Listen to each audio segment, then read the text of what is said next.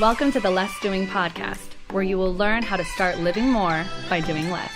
Let me help you optimize, automate, and outsource your entire life so you can focus on doing the things you love.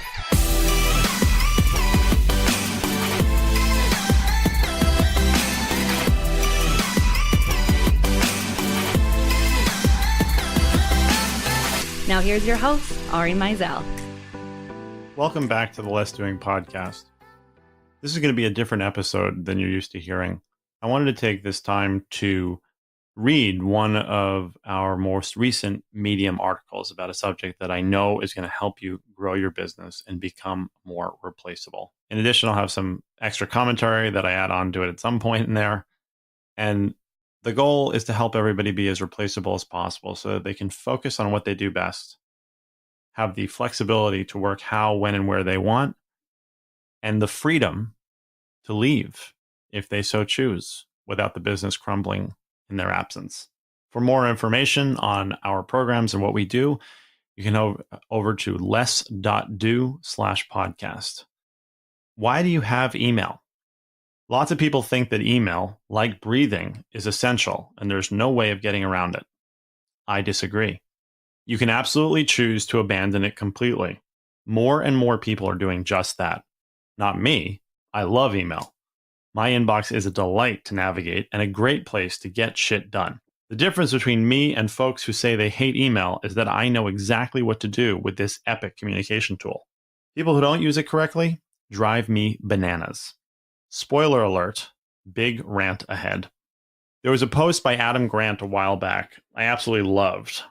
He said he doesn't understand people who do not answer email or complain about email. He said it's like if you were walking down the hall, would you not say hello to somebody just because too many people are saying hello to you in the hall? Now, as you all know, there's not a ton of subjects that I get passionate about in this way, but I have to say email is probably one of them.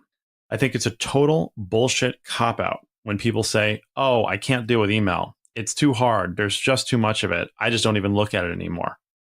I'm sorry if some of you reading this still fall into that category, but I don't think that's the case. You've been around my content too long. But if you're still making those excuses, you need to throw up a flag really quick because I want to help. In fact, you can just send an email, I know, to OAO@Less.doing, and I'll be happy to send you my Inbox Zero course for free. But I digress. It's so obnoxious to me for somebody to not have any form of response to an email. Now, I'm not saying you have to respond to everyone in your emails, but a few months ago, an acquaintance of mine who is very, very well known in the business world made a personal email introduction for me to another really, really well-known person in the business world, a personal introduction. So I wrote, and the guy never responded. About a month later, I followed up, and the guy never responded. No response at all. And I have to say, this has nothing to do with me feeling jilted. I just think it's completely unacceptable to exist in the business world that we live in and to have an email address, which is a choice, by the way, and not use it for what it is there for, as a communication tool. If you don't want to deal with email, don't have email, but don't have it and ignore it. It's just rude. I find it completely unacceptable because what that says is that either you're an asshole or you have absolutely no idea what you're doing and you shouldn't be running any operation.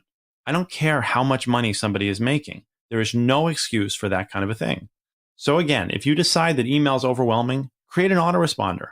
If you decide that email is really just not your thing, don't have an email address.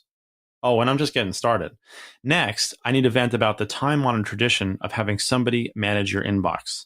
A lot of people, when they're looking for that great executive assistant, look for somebody who can manage their inbox. I think that is a patently bad way to approach both communication and leadership. First of all, you don't need more people. You need a better system. You need to get better at making decisions. Your inbox is the perfect place to practice. You really just need to make 3 decisions in your inbox. Deal with it, delete it, or defer it. So subrogating responsibility to somebody else is a bad idea. First, your inbox should not be unmanageable to the point that you need someone else to manage it. Second, it's not good work to give to another person. It's dehumanizing work. You wouldn't have somebody walk down the hall with you and say hello to people as they pass you on your behalf. That would be gross. You have to look further upstream. There are probably lots of things that you are going through your inbox that shouldn't be in there in the first place. For example, you should never be sending email to people that work with you internally. Use a different tool like Slack or Voxer. Your inbox should be filled with interesting and exciting things that show you opportunities. It should be a box of opportunities. Why would you want to hand that over to somebody else?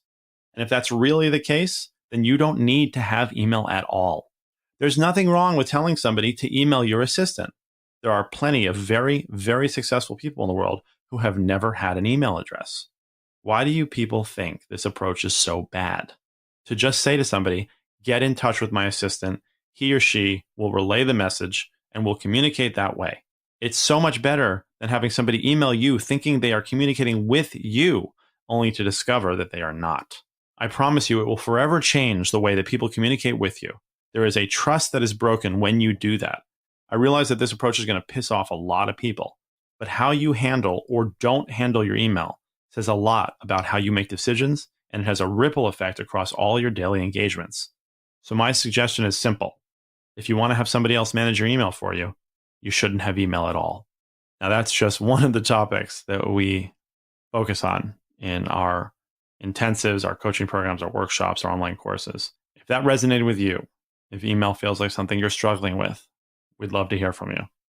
Head over to iTunes, leave us a review, let us know what you think about the podcast.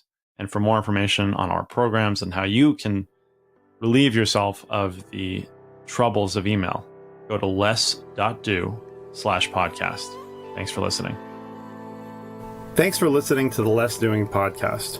At Less Doing, we help entrepreneurs who have opportunity in excess of what their infrastructure can support to set up systems and processes that empower a team to ultimately make themselves more replaceable.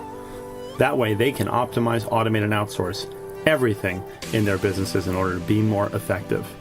If you want to find out more about Less Doing, the podcast, the blog, the books, and all of the wonderful programs we offer to help you get from where you are to where you know you want to be, go to lessdoing.com/podcast and check out our OAO blueprint so you can get started today.